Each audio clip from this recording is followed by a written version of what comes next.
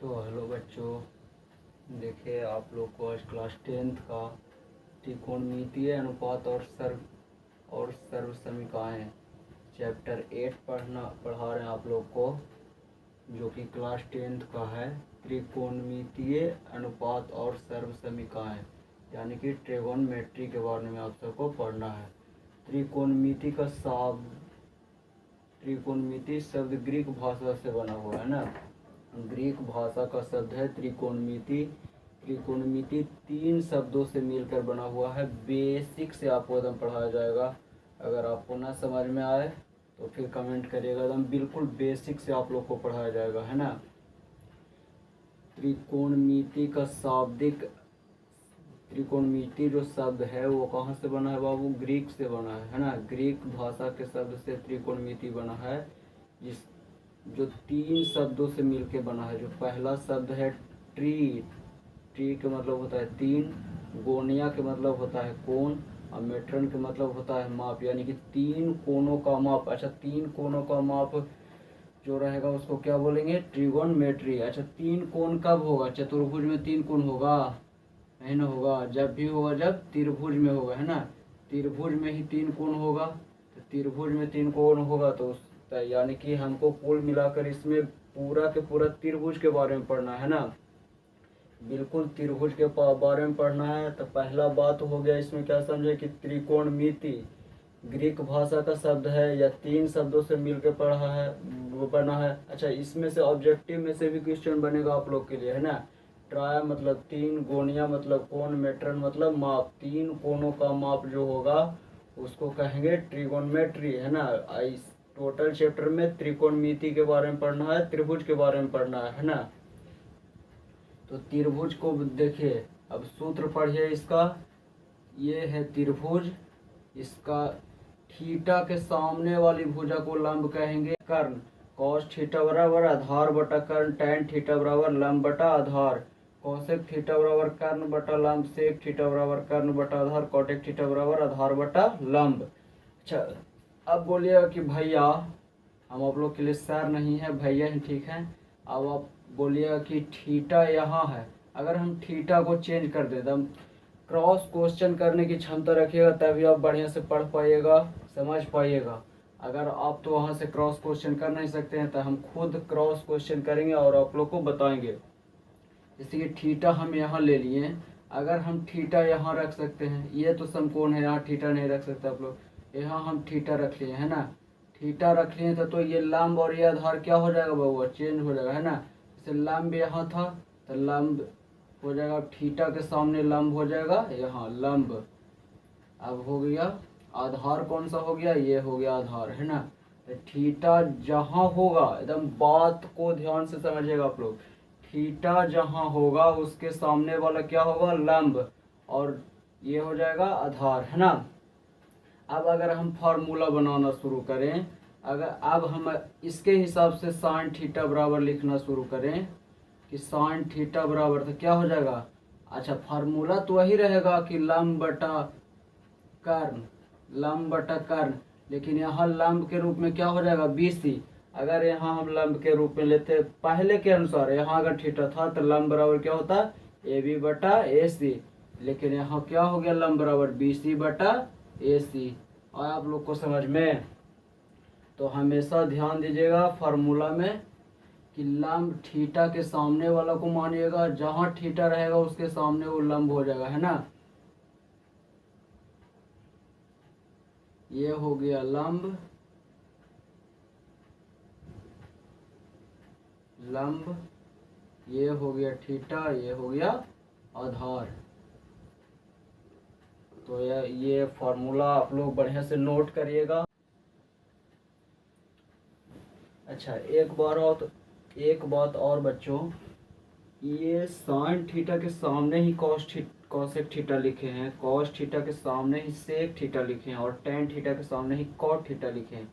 इसका बिल्कुल the main reason यही था। हम नीचे भी और छोटा छोटा लिख सकते थे, लेकिन आपको समझने के लिए मेन रीजन इसका यही था कि आप लोग एकदम सीधा सीधा याद रखिएगा ना कि साइन थीटा का एकदम जस्ट अपोजिट, साइन थीटा का उल्टा कॉसेक थीटा, कॉस थीटा का उल्टा सेक थीटा और टैन थीटा का उल्टा कॉट थीटा होता है। देखिए इसमें लंब बटा कर्ण तो कर्ण बटा लंब, आधार बटा कर्ण तो कर्ण बटा आधार, लंब बटा आधार तो आधार बटा लंब, बिल्कुल अपोजिट है ना।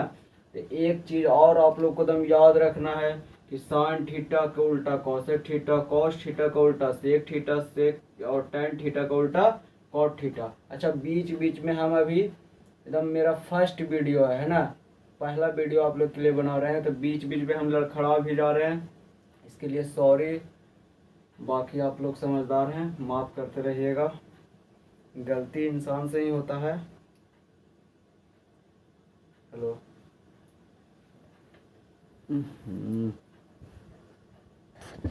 चलिए बच्चों, अब आप आगे देखिए। अब हम लोग बनाना शुरू करेंगे एकदम बेसिक, बिल्कुल बेसिक से आप लोग के लिए है ना, मैथ बनाना शुरू करेंगे। जैसे हम त्रिभुज बना रहे हैं, आप लोग एकदम समझने का प्रयास करिएगा। त्रिभुज बना दिए, नाम दे दिए ABC है ना। अभी बात का मतलब है 5 सेंटीमीटर, 5 सेंटीमीटर, जिसको हम लेते हैं 3 सेंटीमीटर, ठीक है। 3 सेंटीमीटर, 4 सेंटीमीटर और इसको लेते हैं 5 सेंटीमीटर। अब आपको बोलेगा कि भैया साइन थीटा निकालिए, कॉस थीटा निकालिए, टैन थीटा निकालिए। सवाल में आपको दे देगा कि AB बराबर 3 सेंटीमीटर है, BC बराबर 4 सेंटीमीटर है, AC बराबर 5 सेंटीमीटर है। सवाल में आप लोग के लिए ऐसे नहीं रहेगा, सवाल में रहेगा कि लंब बराबर 3 सेंटीमीटर है, आधार बराबर 4 सेंटीमीटर है और कर्ण बराबर 5 सेंटीमीटर है। इसको आप लोग साइन थीटा कॉस थीटा ज्ञात करिएगा। तो साइन थीटा, तो आप लोग को फॉर्मूला याद रहना चाहिए कि साइन, अच्छा इसमें तो थीटा यहाँ रख देते हैं, चलिए ठीक है। साइन थीटा, तो साइन थीटा बराबर क्या लगाना है, लंब बटा कर्ण। लंब आपके पास कितना दिया हुआ है 3 सेंटीमीटर, तो 3 बटा कर्ण 5, तो 3 बटा 5 हो गया आंसर। इसी तरह से आप कॉस थीटा को भी निकाल सकते हैं। कॉस थीटा बराबर आधार बटा कर्ण, आधार कितना है 4 सेंटीमीटर बटा कर्ण 5 सेंटीमीटर हो गया। फिर आप लोग तीसरा निकाल सकते हैं टैन, टैन थीटा बराबर तो लंब बटा आधार, लंब कितना दिया हुआ है 3, आधार 4, 3 बटा 4 सेंटीमीटर। आप लोग सब में लगाइएगा, सेंटीमीटर सेंटीमीटर कट जाएगा। आगे आप लोग को समझ में, बाकी 3 आपके लिए एज ए क्वेश्चन आप लोग निकाल के कमेंट में बताइएगा, ठीक है। फिर चलिए, अच्छा यहाँ सवाल एक और बन रहा है, यहाँ सवाल एक और बन रहा है, यह है कि अगर हमारा ये नहीं दिया हुआ रहता, बात का मतलब समझिए कि कर्ण नहीं दिया हुआ रहता, अगर रहता कि 3 सेंटीमीटर। अच्छा ये तो पहले एक सवाल बन रहा है कि सर दिया हुआ रहेगा। अब दूसरा टॉपिक पर चलते हैं कि भैया अगर बताइए कि ये भी दिया हुआ है, चाहे BC दिया हुआ है, चाहे कोई एगो नहीं दिया हुआ है, तब हम कैसे निकालेंगे है ना। तो वही कोई एगो निकालने के लिए सीखिए। जैसे हम AC यहाँ पे हमारे पास नहीं दिया हुआ है, ये कर्ण हमारे पास नहीं दिया हुआ है, तो पाइथागोरस परिमेय, पाइथागोरस परिमेय लगाएंगे है ना।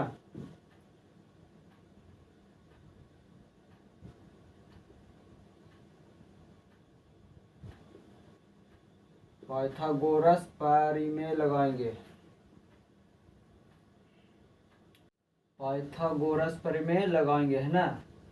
पाइथागोरस परिमेय क्या होता है, पहले देखिए। पाइथागोरस परिमेय यही होता है कि कर्ण स्क्वायर, कर्ण का स्क्वायर बराबर क्या होता है, लंब का स्क्वायर जोड़ आधार का स्क्वायर है ना।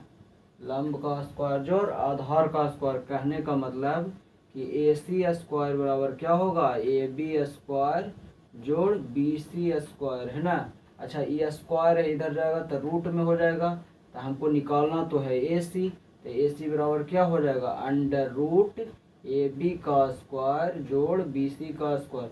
मेन फार्मूला यह है बउआ, इससे सब फार्मूला बन जाएगा आपको है ना। ये है बेसिक, कोई भी चीज का बेसिक चीज होता है उसी से स्ट्रक्चर तैयार होता है ना। तो बेसिक ई है, ये वाला याद रखिएगा। तो आपको अगर लंब निकालना रहेगा तो लंब भी निकल जाएगा, आधार निकालना रहेगा तो आधार भी निकल जाएगा। बेसिक फार्मूला आप याद रखिएगा।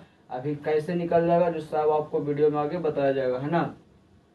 देखिए अंडर रूट ए बी कितना है 3 का स्क्वायर, जोड़ बी सी कितना है 4 का स्क्वायर, अंडर रूट 3 का स्क्वायर करेंगे 9, 4 का स्क्वायर करेंगे 16, ए सी बराबर 16, 9 जोड़िएगा कितना होगा 25। अब बताइए 25 किसका वर्ग है। ए सी बराबर 5 सेंटीमीटर आएगा, बिल्कुल 5 पहले से था। आगे आप लोग को समझ में। अब बोलिए कि भैया ये तो कर्ण अगर लंब नहीं दिया हुआ रहेगा तब, आधार नहीं दिया हुआ रहेगा तब। तो देखिए यहाँ से इसको अब हम कहाँ बताएं, ये तो बता दें, इसको आप लोग नोट करिएगा इरेज करके यहीं